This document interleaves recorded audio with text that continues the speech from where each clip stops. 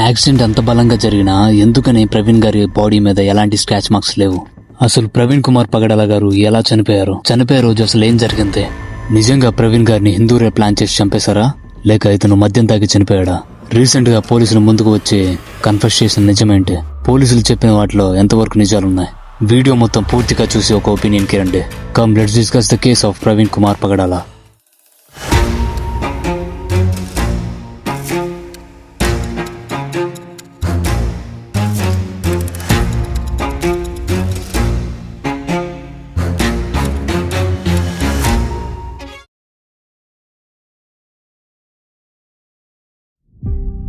హైదరాబాద్ వాస్తవ్యులైన ప్రవీణ్ కుమార్ పగడాల గారు మొదట్లో ఒక సాఫ్ట్వేర్ ఇంజనీర్, కానీ క్రమేణా క్రైస్తవ్యంలో ఒక పాస్టర్ గా ఎదిగాడు. ఆల్మోస్ట్ తెలుగు రాష్ట్రాల్లో ఉన్న క్రిస్టియన్ కమ్యూనిటీస్ లో ప్రవీణ్ పగడాల గారు చాలా ఫేమస్. తరచుగా మీడియా ఛానల్స్ లో యాంటీ క్రిస్టియన్స్ లాంటి డిబేట్స్ లో పార్టిసిపేట్ చేసి ఎంతో బాగా మాట్లాడేవాళ్ళు. ఇందుకుగాను పక్క రిలీజియస్ లో ప్రవీణ్ గారి మీద కాస్త హేటెడ్ ఉండేది. Now coming back to the actual incident. March 24, 2025 Hyderabad లోని తన ఇంటి నుంచి రాజమండ్రిలో కన్స్ట్రక్షన్ అవుతున్న ఒక బైబుల్ కాలేజ్ ని విజిట్ చేయడానికి అరౌండ్ 11:30కి తన ఇంటి నుంచి బయలుదేరారు. Hyderabad to Rajahmundry around 500 kilometres వస్తుంది. ఇంత దూరం బైక్ మీద ఎందుకు, ట్రైన్ లేదా బస్ ని ప్రిఫర్ చేయొచ్చు కదా అనొచ్చు. యాక్చువల్లీ ప్రవీణ్ గారికి బైక్ రైడ్స్ అంటే ఇష్టం. సో అలా హైదరాబాద్ టు రాజమండ్రి స్టార్ట్ అయ్యారు. ఇలా స్టార్ట్ అయిన ప్రవీణ్ గారు నెక్స్ట్ డే మార్నింగ్ అంటే 25న రాజమండ్రి దగ్గరలో ఉన్న ఒక హైవే పక్కన చనిపోయి కనిపించారు. This is the actual incident was happened. ఇప్పుడు ఈ కేసుని మరింత డీటెయిల్ గా పరిశీలిద్దాం. ఈ హైదరాబాద్ నుంచి రాజమండ్రి ట్రావెల్ చేసే జర్నీలో మొత్తంగా 500 సీసీ కెమెరాల్లో ప్రవీణ్ గారు క్యాప్చర్ అయ్యారు. అండ్ ఈ సీసీటీవీ ఫుటేజ్ ఆధారంగానే ప్రవీణ్ గారు ఆల్కహాల్ తీసుకుని యాక్సిడెంట్ లో చనిపోయారని చెప్తున్నారు. And again I mention CCTV footage ఆధారంగానే. అండ్ ముందుగా నేను చెప్పినట్టే హైదరాబాద్ నుంచి రాజమండ్రికి అరౌండ్ 500 కిలోమీటర్స్ వస్తుంది. ఈ గ్యాప్ లో ఎక్కడ ఎలాంటి యాక్సిడెంట్ అవ్వకుండానే ప్రవీణ్ గారు డైరెక్ట్ గా రాజమండ్రి శివార్లోని చనిపోయారు అనుకుంటున్నారా? కాదు. ప్రవీణ్ గారు చనిపోయే ముందు అతనికి 2 యాక్సిడెంట్స్ జరిగాయి. ఒకటి జగ్గేపేటలోని దగ్గరలో ఉన్న ఒక ఊర్లో ప్రవీణ్ గారికి మేజర్ యాక్సిడెంట్ మిస్ అయింది. ఇక్కడే ఒక లారీని ఓవర్టేక్ చేయబోయి ప్రవీణ్ గారు కింద పడిపోయారు. ఇక్కడే ప్రవీణ్ గారి బైక్ హెడ్ లైట్ డ్యామేజ్ అయింది. ఈ ఇన్సిడెంట్ అరౌండ్ 12:30 to 1 మధ్యలో జరిగింది. అండ్ అగైన్ ఇది కూడా సీసీటీవీ ఫుటేజ్ లో క్యాప్చర్ అయింది. అండ్ సెకండ్ యాక్సిడెంట్ విజయవాడ దగ్గరలో జరిగింది. దీన్ని యాక్సిడెంట్ అనడం కంటే ప్రవీణ్ గారు స్లో తప్పి పడిపోయారని చెప్పొచ్చు. ఇలా పడిపోయిన ప్రవీణ్ గారిని దగ్గరలో ఉన్న ఒక ఆటో వాడు చూసి అక్కడే ఉన్న ఒక ట్రాఫిక్ ఎస్ఐకి ఇన్ఫార్మ్ చేస్తాడు. ఈ ట్రాఫిక్ ఎస్ఐ అక్కడికి వచ్చి ప్రవీణ్ గారికి వాటర్ ఇచ్చి ఒక 2 hours పాటు రెస్ట్ తీసుకోమని చెప్తారు. అండ్ బైక్ కండిషన్ చూసిన ట్రాఫిక్ పోలీస్ ఈ రోజు రెస్ట్ తీసుకుని రేపు స్టార్ట్ అవ్వమని చెప్తారు. ఈ ఇన్సిడెంట్ సుమారుగా 3 o'clock కి మధ్యాహ్నం జరిగింది. అండ్ 2-3 hours పాటు రెస్ట్ తీసుకుని అరౌండ్ 7:30 to 8 మధ్యలో ప్రవీణ్ గారు తిరిగి తన జర్నీని స్టార్ట్ చేశారు. This is the second accident. And అక్కడ అలా స్టార్ట్ అయిన ప్రవీణ్ కుమార్ గారు ఇక రాజమండ్రి దగ్గరలో ఉన్న ఒక సీసీటీవీ ఫుటేజ్ లో కనిపించారు. నైట్ అరౌండ్ 11:30 to 12 మధ్యలో నేషనల్ హైవే నెంబర్ 16 పక్కన బైక్ స్కిడ్ అవడంతో బైక్ నుంచి కింద పడి అక్కడికక్కడే చనిపోయారు. ఇక్కడ ప్రవీణ్ గారు ఎగ్జాక్ట్ గా ఆల్కహాల్ తీసుకున్నట్టు ఎలా చెప్తున్నారు? ప్రవీణ్ గారి ట్రాన్సాక్షన్ హిస్టరీ ఇంకా డిజిటల్ పేమెంట్స్ ని చెక్ చేసిన పోలీసులు ప్రవీణ్ గారు మొత్తంగా ఈ జర్నీలో 3 సార్లు వైన్ షాప్స్ కి వెళ్లి పేమెంట్ చేసి మద్యం కొనుగోలు చేసినట్టు సీసీటీవీ ఫుటేజ్ కూడా చూపించారు. సో పోలీసుల ప్రకారం ప్రవీణ్ కుమార్ పగడాల గారు మద్యం సేవించి యాక్సిడెంట్ వల్ల చనిపోయారని చెప్పొచ్చు. Now let's deep dive into this incident more clearly. Point number 1. Praveen Kumar గారు చనిపోయిన వెంటనే క్రిస్టియన్ కమ్యూనిటీ మొత్తం ఎవరో ప్లాన్ చేసి బలంగా చంపేశారని చెప్తున్నారు. అండ్ ఇందుకు రీజన్స్ ఏంటంటే ప్రవీణ్ గారు ఎక్కువగా రిలీజియస్ డిబేట్స్ లో ఇన్వాల్వ్ అయ్యేవాళ్ళు. ఇంకా వేరే వ్యక్తుల నుంచి ప్రవీణ్ గారికి ఎన్నోసార్లు థ్రెటన్ కాల్స్ కూడా వచ్చాయి. ఈ విషయం స్వయంగా ప్రవీణ్ గారే తన సోషల్ మీడియా అకౌంట్స్ లో పోస్ట్ చేసేవాళ్ళు కూడా. Point number 2. ప్రవీణ్ గారిని ఎవరో కొంతమంది హిందువులే ప్లాన్ చేసి చంపేశారని చెప్తున్నారు. ఇందుకు కారణం ఏంటంటే ప్రవీణ్ గారు చనిపోయిన వెంటనే హోల్ క్రిస్టియన్ కమ్యూనిటీలో ఉన్న కొంతమంది పెద్దవాళ్ళు మీడియా ముందుకు వచ్చి ఆల్రెడీ ఇలాంటి ఎలిగేషన్స్ ఫేస్ చేస్తున్న ప్రవీణ్ గారి పట్ల ఒక ఊహాగానాలు కల్పించి మాట్లాడటం మొదలు పెట్టారు. నౌ లెట్స్ డిస్కస్ ఎందుకు క్రిస్టియన్స్ ఇలా ప్రవీణ్ గారిని చంపేశారనే ఆరోపణలు చేస్తున్నారు. ఇందుకు నాకు తెలిసినంత వరకు వీళ్ళ దగ్గర బలంగా 2 రీజన్స్ ఉన్నాయి. ఒకటి ప్రవీణ్ గారి యాక్సిడెంట్ జరిగిన విధానం. ప్రవీణ్ గారి యాక్సిడెంట్ ఏ రెగ్యులర్ బైక్ యాక్సిడెంట్ లా లేదు. గంటకి 70 కిలోమీటర్ల వేగంతో బయలుదేరిన బండి స్కిడ్ అయి పడిపోతే ఆ బండి పైన ఉన్న వ్యక్తి జారి కింద పడిపోతే ఎలాంటి స్క్రాచెస్ అండ్ మార్క్స్ లేకుండా డైరెక్ట్ హెడ్ పైకి ఒక ఇంజురీ వచ్చి చనిపోవడం ఎంతవరకు కరెక్ట్ అని అంటున్నారు.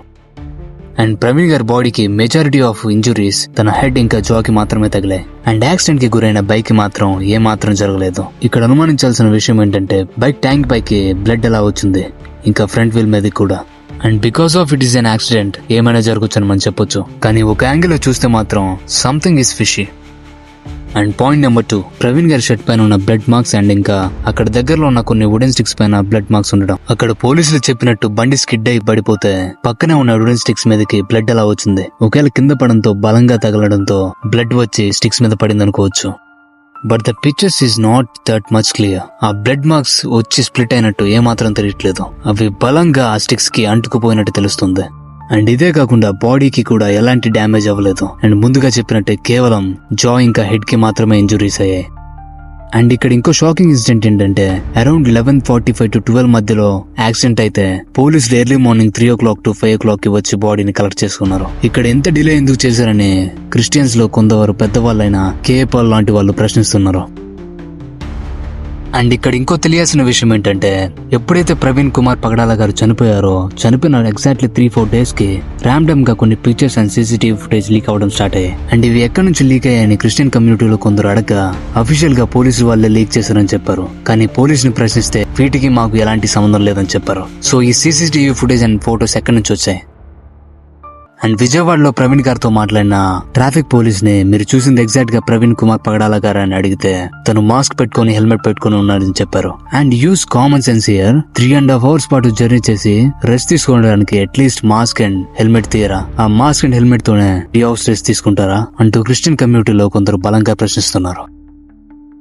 మొత్తంగా టోటల్ గా 500+ సీసీటీవీ ఫుటేజెస్ చెక్ చేసి 92+ సాక్షుల్ని ఎంక్వైరీ చేసి ప్రవీణ్ కుమార్ పగడాల గారు ఆల్కహాల్ తీసుకుని యాక్సిడెంట్ లో చనిపోయారని రీసెంట్ గా పోలీసులు డిక్లేర్ చేశారు. ఇందుకుగాను ప్రవీణ్ కుమార్ గారి బాడీలో కూడా ఆల్కహాల్ పర్సంటేజ్ గమనించామని పోలీసులు చెప్పారు.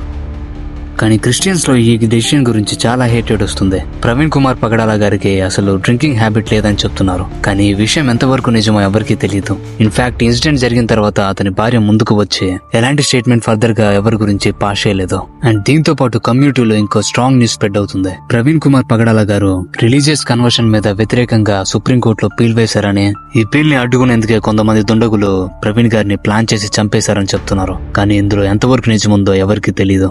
వీటిని అడ్రస్ చేస్తూ ప్రవీణ్ గారి వైఫ్ కూడా ఎలాంటి స్టేట్మెంట్స్ పాస్ చేయలేదు. గైస్, అసలు నాకు అర్థం కాని విషయం ఏంటంటే ఇక్కడ ఒక వ్యక్తి చనిపోతే ఇలా తాగి చనిపోయాడు అంటూ అనవసరంగా హేటెడ్ ఎందుకు స్ప్రెడ్ చేస్తున్నారు? ఇక్కడ నేను క్రిస్టియానిటీకి ఇంకా ప్రవీణ్ గారికి ఫేవర్ గా మాట్లాడటం లేదు, లేదా హిందువులే ఇదంతా చేస్తున్నారు అనడం లేదు. చనిపోయిన వ్యక్తికి పబ్లిక్ లో ఎంతో కొంత ఐడెంటిటీ ఉంది. తను ఎవరో చెప్పిన ఫాల్స్ ఎలిగేషన్స్ విని ఎందుకు పాడు చేయడం? చనిపోయింది హిందువా, ముస్లిమా, క్రిస్టియనా కాదు. చనిపోయింది ఒక మనిషి. తనకంటూ ఒక ఫ్యామిలీ ఉంటుంది, తనకంటూ ఒక ఐడెంటిటీ ఉంటుంది. ఇలా ఫాల్స్ అలిగేషన్స్ నమ్మే జడ్జ్ చేసి స్టేట్మెంట్స్ ని పాస్ చేయడం ఎంతవరకు కరెక్ట్? ఏం జరిగింది, ఎలా జరిగింది అనే విషయాలు బయటికి వచ్చేంత వరకు ఇలా చనిపోయిన వ్యక్తి పైన హేట్రెడ్ స్ప్రెడ్ చేయడం కరెక్ట్ కాదు. ఇలా యాక్సిడెంట్ వల్ల చనిపోయిన ప్రవీణ్ పగడాల గారి డెత్ వెనక ఎన్నో మిస్టేక్స్ ఉన్నాయని చాలా మంది క్రిస్టియన్స్ కమ్యూనిటీలో అంటున్నారు. ఈ కేసు నుంచి మనం నేర్చుకోవాల్సింది road safety and safety precautions while we're doing a long journey. ఎందుకంటే యాక్సిడెంట్స్ ఎప్పుడు ఎలా జరుగుతాయో ఎవరు చెప్పలేరు. రిలీజియస్ సెంటిమెంట్స్ తో అలిగేషన్స్ రైజ్ చేసి ఇల్లాజికల్ గా మాట్లాడే ఫూల్స్ మాటలు అస్సలు వినొద్దు. Not a Christian, not a Muslim, not a Hindu.